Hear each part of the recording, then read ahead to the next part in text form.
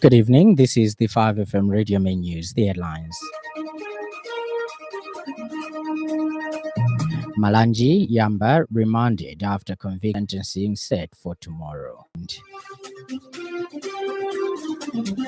And race to find survivors after Sudan.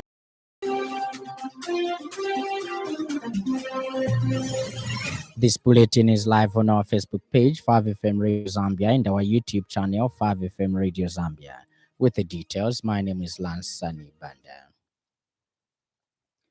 Former Foreign Affairs Minister Joseph Malanji and former Secretary to the Treasury Fredson Yamba have been convicted on a combined 9 counts of corruption, abuse of office, and possession of property suspected to be proceeds of crime in one of Zambia's most closely watched financial crimes trials to date.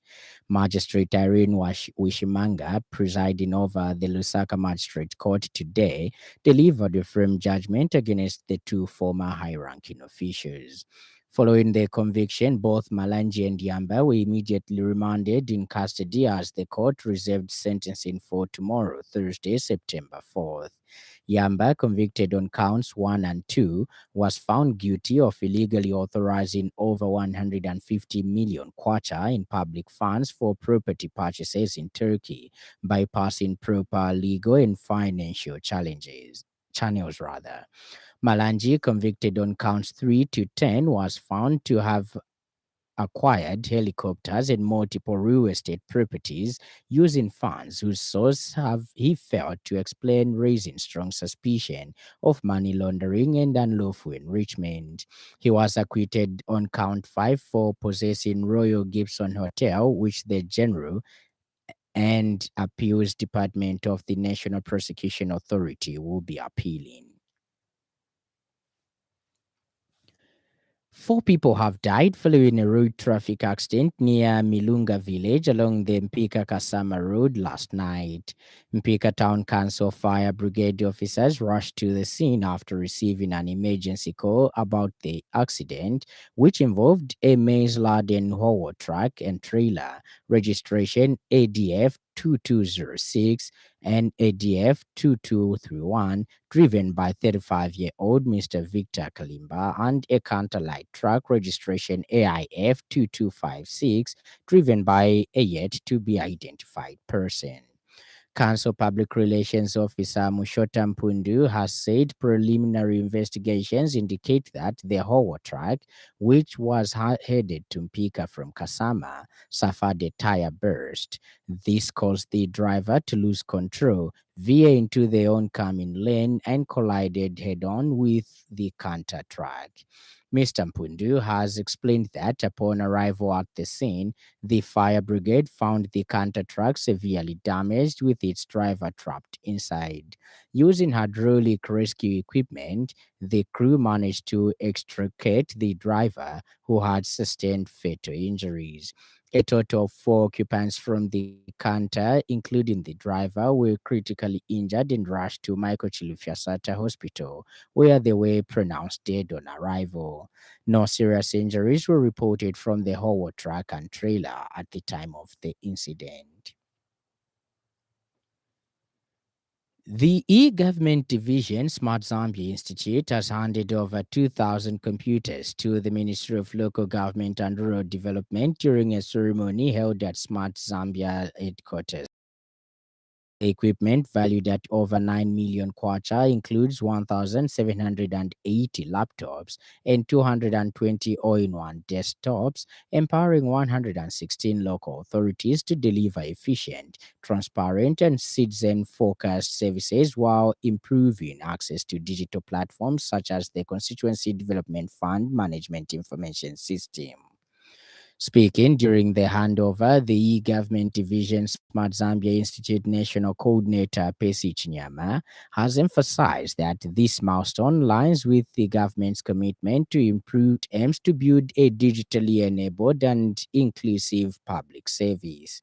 Meanwhile, Minister of Local Government and Rural Development Services Nicholas Piri has reaffirmed the ministry's dedication to decentralization and service delivery, noting that the government has already devolved 13 functions from central government to local authorities with resources allocated to ensure effective implementation. The Lusaka City Council (LCC) has dismissed media reports suggesting that Ms. Naomi Kwenye, a recently convicted village banking administrator, is an employee of the council. In a statement, LCC Public Relations Manager Chola Mwamba has clarified that Ms. Kwenye resigned from the valuation section in the Department of Finance in 2022 and no longer has any association with the local. Ms. Mwamba has noted that Ms. Kwenye was recently sentenced for fraudulently obtaining over 500,000 kwacha in her role as administrator of a village banking group, an issue entirely unrelated to the operations of the council. She has further explained that the council's Housing and Social Services Department only facilitates the registration of community-based clubs and issues certificates that the council therefore employs members of the public with the contempt it deserves. The Lusaka City Council wishes to refute media statements suggesting that Ms. Naomi Kwenye, the recently convicted village banking administrator, is an employee of the council. Ms. Kwenye is a former employee who resigned from evaluation section of the department associated with the Lusaka City Council in any way. The council notes that the individual in question had been jailed for fraudulently obtaining over 500,000 kwacha in her role as administrator of a village banking group, a matter entirely unrelated to the Lusaka City Council. The council's Housing and Social Services Department offers club registration services for community-based clubs, issuing certificates, but does not manage or administer these clubs. The local authority remains committed to transparency and service delivery, fulfilling its mandate to provide essential services to the people within its jurisdiction. And in other news trending this evening,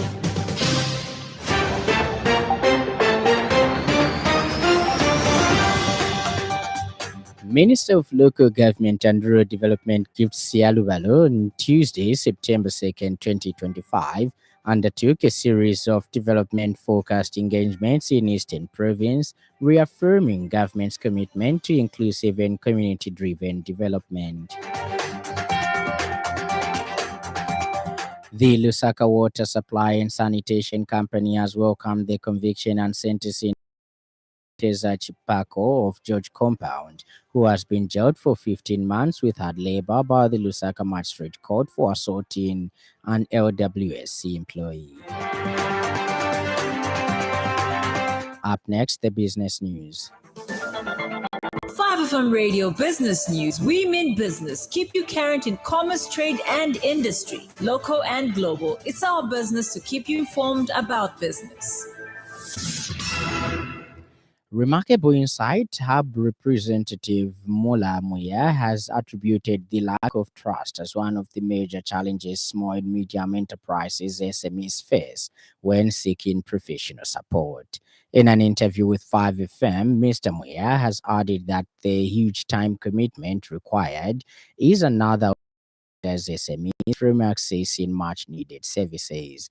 He has emphasized that through Remarkable Insight Hub, entrepreneurs and SMEs now have access to professional support designed to help them grow and overcome such barriers. Mr. Muya has further urged SMEs to take advantage of available platforms and resources, noting that building trust and investing time in professional guidance are key steps toward achieving sustainable growth and competitiveness in the market. Okay, no, thank you very much. The challenge is a lack of trust and huge time commitment when it comes to people looking for, or SMEs and entrepreneurs looking for professional experts connectivity, because it's something that is that has caused a lot of pressure for most of the businesses, because such professional expertise are what is needed for everyone. Yeah, so I believe it's something that we need to we here for, so that we can give guaranteed top tier professional assistance and support. And like the way remarkable we actually vet everyone that is actually on. Ends the business news. 5FM Radio Business News. We mean business. Keep you current in commerce, trade, and global. It's our business to keep you informed about business. And in foreign news, the UN says it is sending assistance to survivors of a landslide that killed at least 370 people in the remote Mara Mountains in western Sudan's Darfur region. Luca Renda, acting UN resident and humanitarian coordinator in Sudan, told the BBC that they were sending rescuers, food, and other aid and would get a clearer picture soon. The armed group in control of the affected area, the Sudan Liberation Movement and Army, had earlier said as many as 1,000 people could have died. 9 bodies have been recovered by the local rescue team. Days of heavy rains triggered the landslide on Sunday, which left leveled much of the village of Tassin, the group said in a statement. And in sports news, the Chipolo Polo have intensified training ahead of Monday's Group E FIFA World Cup qualifier against the Atlas Lions of Morocco. Coach Avram Grant and his technical bench had a full house except for Italy-based Joseph Liteta, who is being awaited. The team had a session at the Levi Mwanawasa Stadium this morning as they stayed up their hunt for the Atlas Lions. Zambia plays Morocco on Monday at 15 hours at the Levi Mwanawasa Stadium. And now the weather.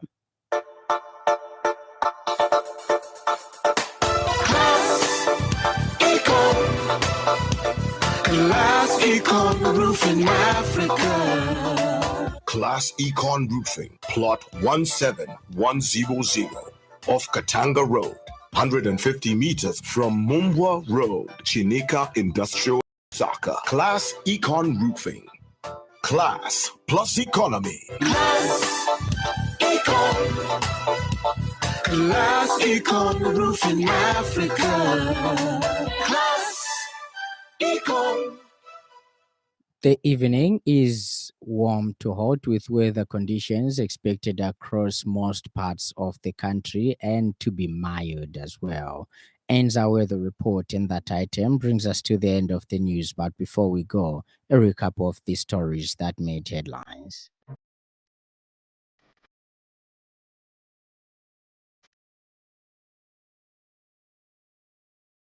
Former Foreign Affairs Minister Joseph Malani Treasury Fritz Onyamba have been convicted on a combined 9 counts of corruption, abuse of office, and possession of property suspected to be proceeds of crime in one of Zambia's most closely watched financial crimes trials to date.